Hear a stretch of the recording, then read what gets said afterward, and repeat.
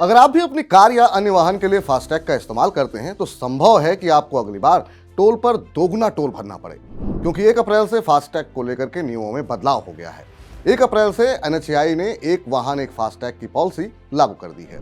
यानी अगर आपकी कार के नंबर से 2 फास्टैग जारी किए गए हैं तो आपको इस पॉलिसी के तहत मुश्किल झेलनी पड़ सकती है। इसके अलावा अब बिना केवाईसी वाले फास्टैग भी डीएक्टिवेट हो जाएंगे।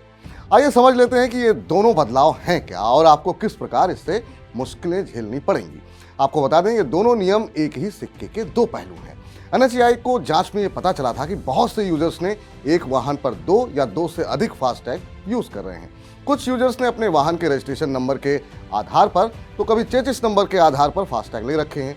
शुरुआत में केवाईसी से जुड़े नियम सख्त ना होने के चलते ऐसा हो सका। इसे देखते हुए इसी साल जनवरी में एनएचएआई ने एक वाहन एक फास्टैग की पॉलिसी लागू की है। इस पॉलिसी के तहत कस्टमर अब एक गाड़ी में सिर्फ एक फास्टैग यूज कर सकेंगे। एनएचएआई ने कहा है कि फास्टैग यूजर्स को एक वाहन एक फास्टैग नीति का पालन करना होगा और पहले जारी किए गए सभी फास्टैग को अपने संबंधित बैंकों को वापस करना होगा। अब सिर्फ नए फास्टैग अकाउंट एक्टिव रहेंगे। इसका मतलब ये है कि यदि आपके नाम से 2 या 2 से अधिक फास्टैग जारी किए गए हैं तो उसमें से सबसे आखिर में जारी किया गया फास्टैग ही उपयोग में रहेगा। यदि आप पुराना फास्टैग यूज कर रहे हैं तो आपको टोल पर ब्लैकलिस्ट माना जाएगा और आपको दोगुना टोल टैक्स भरना होगा। इसी के साथ ही फास्टैग से जुड़ा एक और नियम भी 1 अप्रैल से लागू किया गया है। इसके तहत 1 अप्रैल से वे सभी फास्टैग डीएक्टिवेट या ब्लैकलिस्ट माने जाएंगे जिनका केवाईसी नहीं हुआ है। वाहनों का ये केवाईसी भी एक वाहन एक फास्टैग पॉलिसी के तहत ही किया गया है।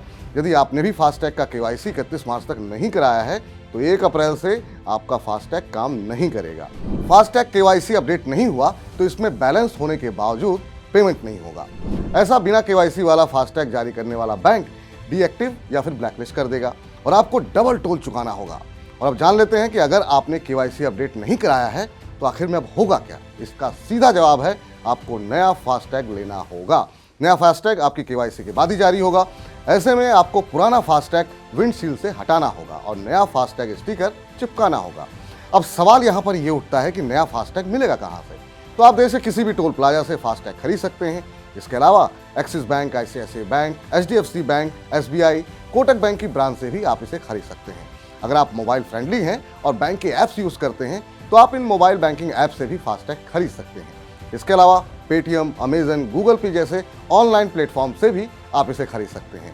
फास्टैग अकाउंट को इस ऐप से लिंक करके पेमेंट भी कर सकते हैं। फास्टैग खरीदते समय आपके पास आईडी प्रूफ और गाड़ी का रजिस्ट्रेशन डॉक्यूमेंट होना जरूरी है। वैसे अगर आप मनी9 के रेगुलर दर्शक हैं तो पूरी उम्मीद है कि फास्टैग केवाईसी से जुड़ी पूरी जानकारी आपके पास होगी। अगर नहीं है तो आप तुरंत मनी9 के सुपर ऐप को डाउनलोड करें और अपनी बचत, कमाई और निवेश से जुड़ी पर्सनलाइज सलाह हासिल करें।